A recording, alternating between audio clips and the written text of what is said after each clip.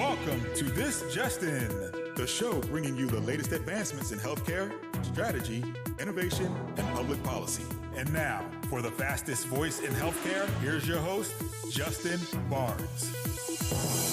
Welcome back to This Just In Radio Show, broadcasting live from HIMSS 25 in sunny Las Vegas. I'm excited to introduce my next guest and new friend of the show, Jason Jones, Global Chief Executive from Rackspace. Yep, absolutely. Welcome Glad to be here. Glad to have you here. Thank you very much, my friend. So before we dive into the questions, when did you get in town? I got in town Monday morning. Midday. Okay. Midday, yeah. Anything fun that you've seen around here that you're interested in? I'm not a Vegas fan. I'm not a Vegas fan. Yeah. Mostly because it's all for work, right? You never do any play when you're in Vegas, right? I agree. Yeah, it's rough. Plus, as a kid, I came here every summer. Grandparents live south of here, so it was... Okay. So I've had enough of this town for a lifetime. Where do you live full-time? Seattle, Washington. Okay. Seattle, Washington. Well, Excellent. I pay mortgage in Seattle, so there you go. Exactly. Very cool. What are your goals for being here the next couple of days? You know, HIMSS, it's a great place to connect, right? Mm-hmm. And this year is actually unique. It seems like we're coming back to pre-COVID, right? Where you're seeing a lot of the buyers coming back, right? A lot of the executives are showing up. I agree. Typically, the last couple of years, it's really been about reconnecting with those individuals. You know, I mean, healthcare's a small ecosystem, right? And so reconnecting with those people. Totally. So it's been really good to see some of those, colleagues that you haven't seen in a while and connect back with.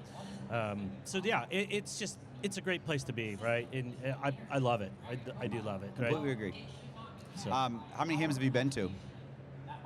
Ballpark. Oh my gosh. 15, 12, 15. This is my 25th. I'm like, oh my gosh, but 25 years been doing this here. So I love it. Yeah, and I agree. It's a great way to reconnect with everybody. Good energy, and we're actually getting back to pre-COVID levels. I think we're about to have a little over, hopefully we're about to hit like 31,000, 32,000 people here. Yesterday I heard 39. Somebody said 39. I don't know if we're there yet, but that'd be interesting. Still, that'd be good. We broke the 30. We know that, right? It's fantastic. So let's start off something positive. What progress do you like to see, or that you're seeing in the industry that makes you happy?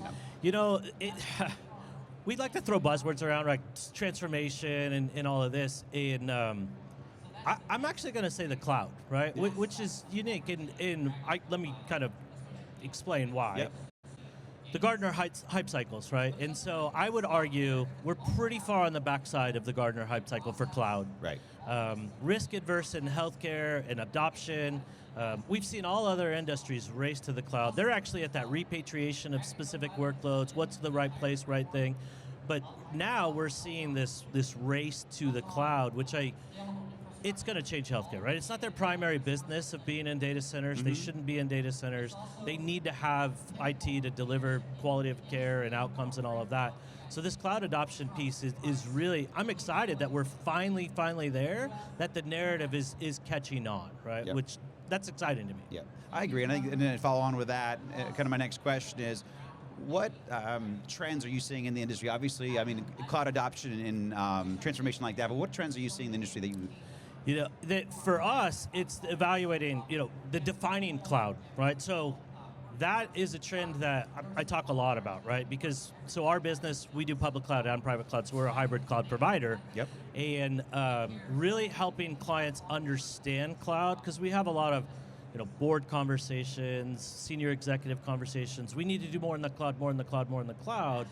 But getting lower into that, let's define what that is, right? So really seeing that trend of defining cloud and really specifying the right workload, right? These critical workloads, EMR and those types of things in the cloud. Yep. Well, let's define that, right? Because not everything's a race to the hyperscaler, or does it make sense, right? So that trend is super exciting for me. We'll talk a minute about AI, right? I don't want to throw that out there. One of the things that had dinner last night with the CMIO, reducing that pajama time, right? And how we're actually going about that with some of the ambient things and stuff like that. Yes, and absolutely. It's unreal the potential that we have to affect care. And they were really talking about, I'll go back to Google, right? When Google first came out, we were learning how to use Google. I would argue now everybody knows how to use Google. Right. In that ambient space, there's still a muscle that we got to flux to Absolutely. figure out how to Yeah. use it. Yes. But even now that we're not there, we're still seeing a reduction, right? So that, defining what truly cloud is and seeing some of these emerging technologies like ambient really impact this burnout that we have to solve for, right? Yeah, I completely agree. So to follow on that, what best practices would you recommend somebody to engage that or begin that process, the research? And Yeah, so for us, it really, it's the right workload for the right use case, the right location, right? And it has to be the right cost perspective, Absolutely. right? So we look at EMR realistically in the private cloud. So I do a lot of go-to-market internationally, spend a lot of time in the Middle East and across Western Europe. Sovereignty takes a big key, right? We're doing a lot of work in Saudi. So those sovereign data centers and that PHI really needs to be in that private cloud capability. And then that ecosystem of applications that plug directly into it, right? Yep. And stay close to that. Then aligning those other aspects of data. So for us, it's really evaluating workload by workload.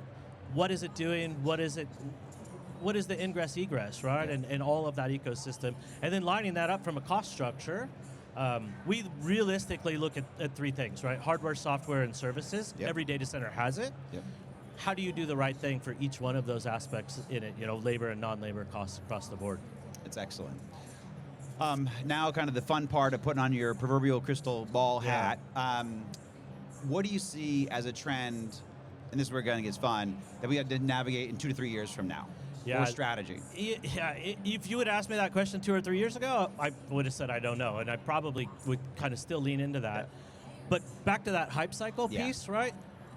My wife doesn't have, she does have ChatGPT on her phone, but only because Apple forced it on it, not because she knows how to use it. Yeah. When she actually has it on her phone, that's when I think we will see a rapid adoption of true AI that is massively impactful. You're always going to have the early adopters on that curve. Right. And we're going to solve things, rev cycle and things like ambient, like this entrance. But transparency of models and where that model, how it was built and how it's delivering that's what I'm really, really excited to see. And then how that is going to change. The other thing that I truly believe that this will also help us address is some of that healthcare desert that we have in a lot of those flyover states. Absolutely. Right? And so those two things, I think, helping us figure out how to solve that healthcare desert disparity that we have here domestically, aligning that with AI, I hope to see those things really solving big problems. One of the quotes I heard, I'm gonna steal it. Please. Knowledge. We have data, knowledge, and wisdom. No individual is going to have all the knowledge that it's going to take to understand a diagnosis, right? But keeping that wisdom and being able to deliver that knowledge to people with wisdom in real time, super excited about that. Super excited. Do you know where you got that? Was that Rasu Shrestha? Where'd you hear that from? Do you remember where you heard that? I heard that from, what is his last name? Anish Chopra? No, he's the CMIO of White Plains Hospital. Okay. No, it's a. I've heard that quote before, and I absolutely love it. And I agree. I think the desert, the healthcare desert, is a conversation we had yesterday on air, because people don't realize a lot of communities. I think the stat is like 95% of us live in more of a rural community. We don't live in major cities. Correct. Some of these communities now, more than ever before, only have one healthcare system. Correct. If that healthcare system goes down, thousands and tens of thousands of people may not have access to care. Absolutely. And that could be for, I think the average downtime is 24 days or something like that.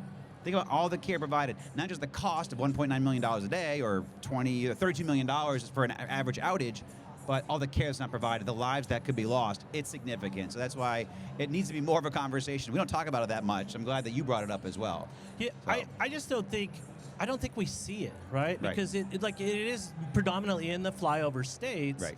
And so it's just not something we talk about, right? And honestly, I own go-to-market for everything outside the United States, and actually finding these locations that we would think in our mind are remote have better access to care for their populations than our own population domestically. And it's staggering That's when you fascinating. actually start to look at it and understand the numbers. So how do we do a better job and reach those individuals? And, Right. and I think we're close. I think we're closer, but we do need to have more conversations about it, absolutely. Excellent. So in our closing minute, what else do you hope to accomplish while you're here for the next day or so?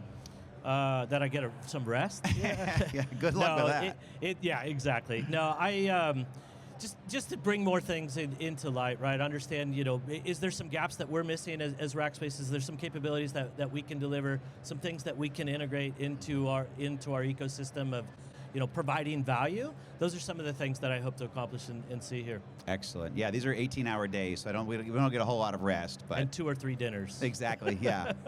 Always fun, though. Once a year. Yes. Did you go to Vive at all? I did. You did. I've So done you're the one of the crazy circuit. ones. We came from Vive. We did a couple of radio shoots there. We're happy this is all over with because we're kind of done. But Yeah, no. so I did Dubai Health, and Oh my then gosh. now I did Vive. I'm at HIMSS. I'll be in Rewired in 2 weeks. And so, yeah, the first half of the year, the circuit was brutal. Well, I do say it fills the funnel, though. So it builds, it keeps Absolutely. all of us very busy, fills the funnel for the rest of the year, so it gives us, a great rest of the year. And it's phenomenal to see everybody, right? is. I mean, it's awesome, right? And just 30,000 of our energy. closest friends. Yeah, exactly. I love exactly. it. Jason Jones, Rackspace, thank you so much for joining me on air. You're awesome, dude. Excellent. Thank you. Appreciate it. it. Thanks, Thank guys. you. Thank you. Awesome.